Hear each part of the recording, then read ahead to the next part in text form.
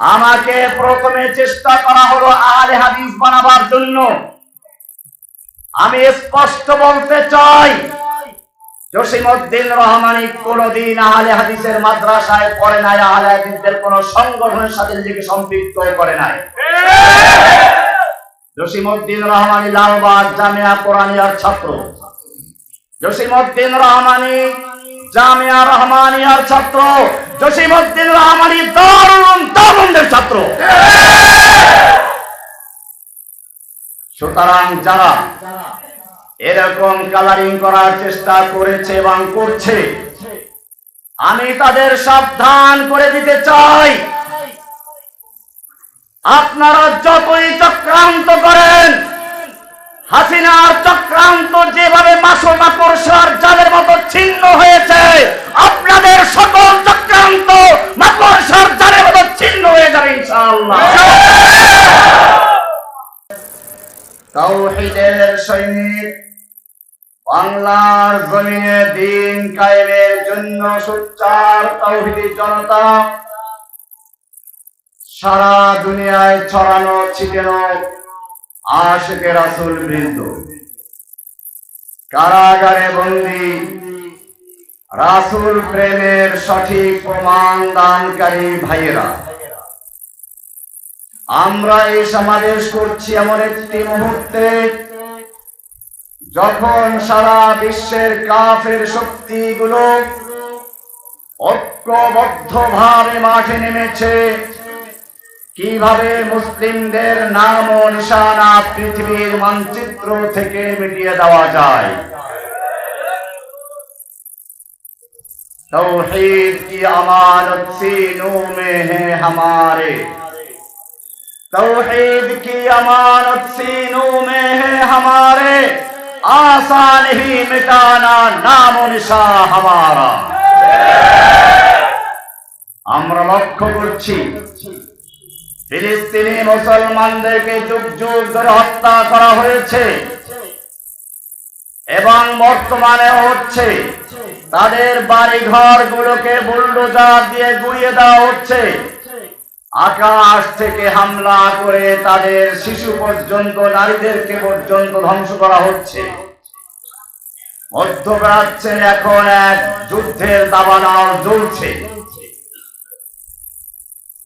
কাশ্মীরি মুসলমানদেরকে যুগ যুগ ধরে হত্যা করা হয়েছে। ভারতের হিন্দুরা মুসলিমদেরকে চ্যালেঞ্জ করে কবিতা পড়ে স্লোগান দেয়, হিন্দু হিন্দি হিন্দুস্তান জবন ভেজো পাকিস্তান, गो हमारी माता है तुम उसको खाता है, तुमको चाहिए कब्रिस्तान या भेजेंगे पाकिस्तान। তারা অনেক মুসলিমদেরকে পাকিস্তান না পাঠিয়ে কবরস্থান পাঠিয়েছে। আরাকানে মুসলিমদের উপরে অত্যাচার নির্যাতন হচ্ছে।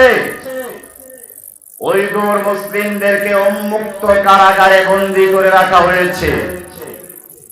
বাংলাদেশের মুসলিমদের অন্তর থেকে ঈমানের নাম ও নিশানা মুছে দেওয়ার জন্য দীর্ঘদিন লালন পালন করে রয়ের মাধ্যমে প্রশিক্ষণ দিয়ে এদেশের বুকে এক ডাইনি স্বৈরাচারিণী শেখ হাসিনাকে পাঠানো হয়েছিল, যে বাংলাদেশে প্রথমে এসে সরাসরি ইসলামের উপর আক্রমণ করেছিল, কুকুরের মাথায় টুপি পরিয়েছিল। এদেশের লক্ষ ওলামায়ে কেরামের সরে তাজ শাইখুল হাদিস আল্লামা আজিজুল হক সাহেব, মুফতি আমিন সাহেব সহ অসংখ্য ওলামায়ে কেরামদেরকে জেলে পুরেছিল। এরপরে যখন তাওহীদি জনতা তাকে দ্বিতীয়বার ক্ষমতা আসার থেকে সরিয়ে দিল, ভিন্ন কৌশলে মাঠে নামলো। এবারে প্রথমে হামলা করলো এদেশের যে সমস্ত ওলামায়ে কেরাম তাওহীদের কথা বলে, আল্লাহর জমিনে আল্লাহর দ্বীনকে বিজয়ী করতে চায়, তাদেরকে বিভিন্ন ভাবে কালারিং করার চেষ্টা করা হয়েছিল। আমাকে প্রথমে চেষ্টা করা হলো আহলে হাদিস বানাবার জন্য। আমি স্পষ্ট বলতে চাই, জসিমউদ্দিন রহমানী কোনদিন আহলে হাদিসের মাদ্রাসায় পড়ে নাই, আহলে হাদিসদের কোন সংগঠনের সাথে নিজেকে সম্পৃক্ত করে নাই। জসিমউদ্দিন রহমানী লালবাগ জামিয়া কোরআনিয়ার ছাত্র, জসিমউদ্দিন রহমানী জামিয়া রহমানিয়ার ছাত্র, জসিমউদ্দিন রহমানী দারুল তাওবাদের ছাত্র। সুতরাং যারা এরকম কালারিং করার চেষ্টা করেছে এবং করছে, আমি তাদের সাবধান করে দিতে চাই, আপনারা যতই চক্রান্ত করেন, হাসিনার চক্রান্ত যেভাবে মাকড়সার জালের মতো ছিন্ন হয়েছে, আপনাদের সকল চক্রান্ত মাকড়সার জালের মতো ছিন্ন হয়ে যাবে ইনশাআল্লাহ। এরপরে হাসিনা চক্রান্ত করলো তার চেয়েও মারাত্মক। আল্লাহ এবং আল্লাহর নবীকে নিয়ে কটূক্তি করার জন্য একদল নাস্তিক মুরতাদ এলিয়ে দিল। শাহবাগ আন্দোলনের নামে, গণজাগরণ মঞ্চের নামে সারা বাংলাদেশের মুসলিমদের ঈমান আকীদা নষ্ট করার জন্য নাস্তিকতাবাদীর জাগরণ সৃষ্টি করা হয়েছিল। আমরা তখন বলেছিলাম, শেখ মুজিবকে নিয়ে আপনি আইন করছেন, প্রথমবার তাকে যদি কটূক্তি করা হয় তাহলে 14 বছরের সাজা, দ্বিতীয়বার করলে যাবজ্জীবন সাজার আইন করা হলো। আমরা বলেছিলাম, আপনার কাছে আপনার পিতার মর্যাদা আছে, থাকবেই, আপনার কাছে আপনার পিতার মূল্য থাকবে, এটাই স্বাভাবিক, তার জন্য আইন করুন, আমাদের আপত্তি নেই। কিন্তু জেনে রাখবেন, আপনার কাছে আপনার পিতার যতটা মূল্য আর মর্যাদা রয়েছে, এদেশের প্রতিটি মুসলমানের অন্তরে তার চেয়ে লক্ষ কোটি গুণ মর্যাদা রয়েছে আল্লাহ এবং আল্লাহ রাসূলের জন্য। আল্লাহ এবং আল্লাহর রাসূলকে নিয়ে যদি কেউ কটূক্তি করে, কেউ অবমাননা করে, আল্লাহ এবং আল্লাহর রাসূলের শানে যদি কেউ বেয়াদবি করে, আপনি তাদেরকে কোরআনের আইনে বর্ণিত শাস্তি বিধান করুন। তিনি আমাদের কথা বুঝলেন না, আমাদের ভাষা চিনলেন না, তিনি নাস্তিক মুরতাদদেরকে গোপনে বিদেশ যাওয়ার ব্যবস্থা করে দিল। তখন আমরা চিন্তা করলাম, আল্লাহর কোরআনের আইন বাস্তবায়ন করার জন্য এদেশের তৌহিদি মুসলমান যথেষ্ট, তোমাদের কোনো প্রয়োজন নেই। আজকে আপনাদেরকে পরিষ্কার বলি, ভালো রেখে শুনুন, ভালো করে শুনুন। কোরআনের সূরা আহজাব 33 নম্বর সূরার 60 এবং 61 নম্বর আয়াত পড়ুন। 57 নম্বর আয়াত থেকে শুরু হয়েছে।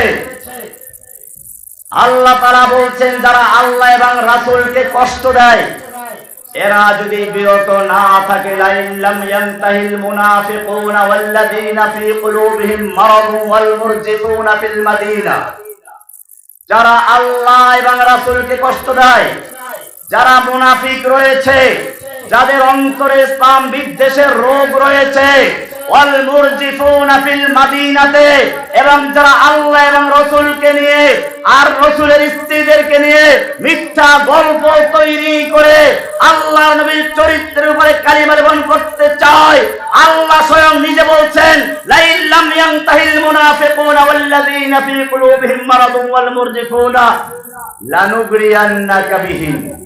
হে নবী, আপনাকে তাদের বিরুদ্ধে আমি খেপিয়ে দেব, উত্তেজিত করে দেব। কে বলেছেন?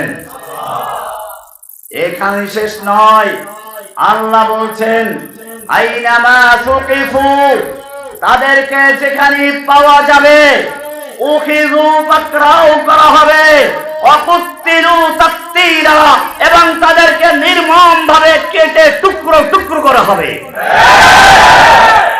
আরবি যারা জানেন তাদেরকে বলতে চাই, আইনামা সুকিফু মারুফ না মাজহুল? মাজহুল। উখিযু মারুফ না মাজহুল? অকুত্তিনু মারুফ না মাজহুল? মাজহুল কাকে বলে? মা লাম ইউসাম্মা ফাইলুহু, যার ফাইল বা কর্তা উল্লেখ থাকে না। আপনি যদি কোরআনের বর্ণনা ভঙ্গিমা দেখেন, দেখবেন উসলুবুল কোরআন কি বলে।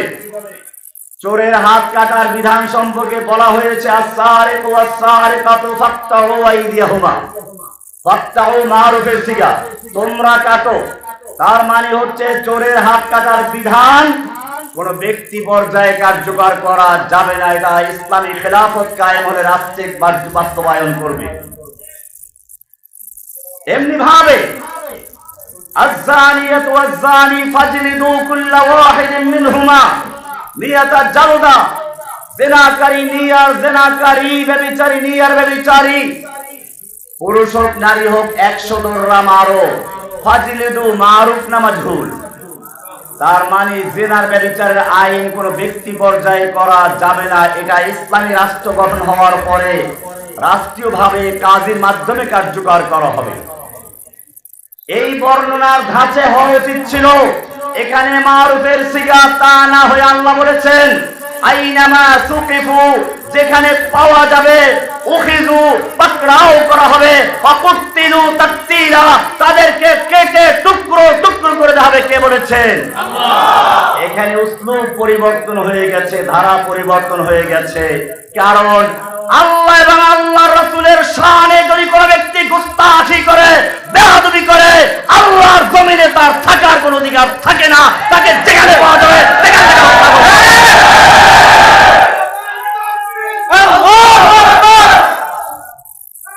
আমি সারা দুনিয়ার নাস্তিকদেরকে বলছি, শুধু বাংলাদেশের নয়, ভারতের নয়, জেনে রাখবে সারা দুনিয়ার মুসলিম তৌহিদি জনতা জেগে উঠেছে। हर संते मचलती किरणों ने अफसों ने गबे सबे गम तोड़ दिया, अब जाग उठे हैं दीवाने, दुनिया को जगा कर दम लेंगे। সুতরাং ভারতে যারা আল্লাহর নবীকে নিয়ে কটূক্তি করছো, দুনিয়ার যে কোনো প্রান্তে কটূক্তি করো, জেনে রাখবে তোমরা যেখানে থাকবে সেখানে তোমাদেরকে তোমাদের পাওনা চুকিয়ে দেওয়া হবে ইনশাআল্লাহ। ভাইয়েরা আমার, অনেক গুরুত্বপূর্ণ কথা ছিল, নামাজের সময় হয়ে গেছে। আমরা আমাদের যুবক ভাইদেরকে বলবো, আজকে সিরাতুন নবীর উপরে গুরুত্বপূর্ণ আলোচনা হওয়ার ইচ্ছা ছিল। আমি একটা আয়াত পড়েছিলাম, সেটার মধ্যে বলা আছে, আল্লাহ তাআলা একটা আয়াতে বলেছেন, আল্লাহ রাব্বুল আলামিন সমস্ত নবী এবং রাসূলদেরকে একাত্র করে একটা অঙ্গীকার নিয়েছেন, সমাবেশ করেছেন। কিসের সমাবেশ? আল্লাহ তাআলা সমস্ত নবী রাসূলদেরকে উদ্দেশ্য করে বলছেন, লামা আতাইতুকুম মিন কিতাবিন ওয়া হিকমা, আমি তোমাদেরকে কিতাব দিব, হিকমা দিব। সুম্মা জাআকুম রাসূলুম মুসাদ্দিকুল লিমা মাআকুম, অতঃপর তোমাদের কাছে সর্বশেষ নবী আসবেন, একজন রাসূল আসবেন। তিনি যখন আসবেন তোমাদের কাজ হচ্ছে তার প্রতি ঈমান আনা, তাকে সাহায্য করা।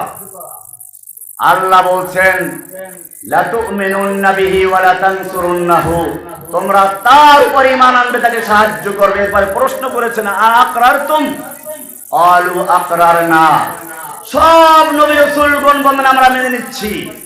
এবারে আল্লাহ বললেন ক্বালা ফাশহাদু ওয়া আনা মাআকুম মিনাশ শাহিদিন, তোমরা সাক্ষী থাকো, আমরাও সাক্ষী রইলাম। ভাইয়েরা আমার, মাহফিলে যেমন পোস্টার করা হয়, প্রধান বক্তার নাম থাকে সর্ব উপরে, আসে কোথায়? শেষে। প্রধান বক্তার পরে আর কোন বক্তৃতা চলে?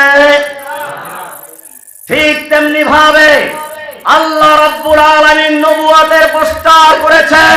নবুয়তের সরবরাহকে, নবুয়তের পোস্টারের প্রথম যে নামটি বড় অক্ষরে লেখা, সেটা হচ্ছে আপনার আমার নবী সরওয়ারে কায়নাত মুহাম্মদুর রাসূলুল্লাহ সাল্লাল্লাহু আলাইহি ওয়াসাল্লাম। এরপরে যে নামগুলো সেগুলো হচ্ছে আদম থেকে শুরু করে ঈসা আলাইহিস সালাম পর্যন্ত।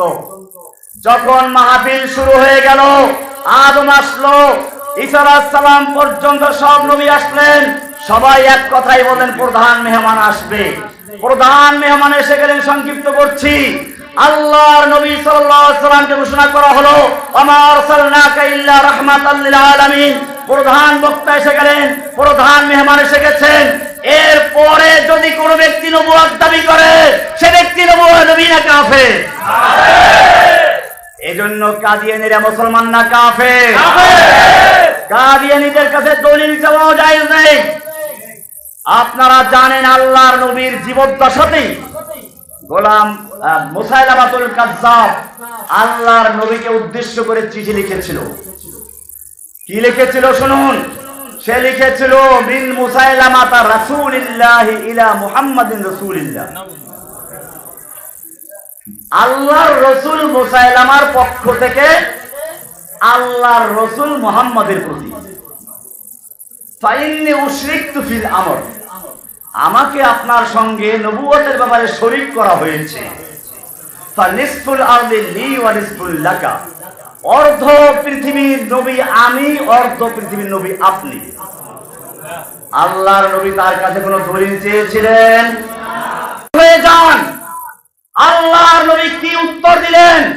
তিনি পরিষ্কার লিখে দিলেন, মিন মুহাম্মাদিন রাসূলিল্লাহি ইলা মুসাইলামাতাল কাজ্জাব ইন্নাল আরদা লিল্লাহি জামিয়া আসলিম তাসলিম। আল্লাহর নবী উত্তর সোজা লিখলেন, আল্লাহর রাসূল মুহাম্মাদের পক্ষ থেকে মিথ্যাবাদী মুসাইলামার প্রতি ইসলাম কবুল করো, চলে আসো, নতুবা তোমার মৃত্যু সামনে আসতেছে। কোন দলিল চেয়েছিলেন? বোঝা গেল আল্লাহর নবীর পরে যদি কোন ব্যক্তি নবুয়তের দাবি করে, বিনা প্রমাণে বিনা দলিলে সে কাফের। তার কাছে কেউ দলিল চাইলেও বুঝতে হবে তার ঈমানের দুর্বলতা রয়েছে।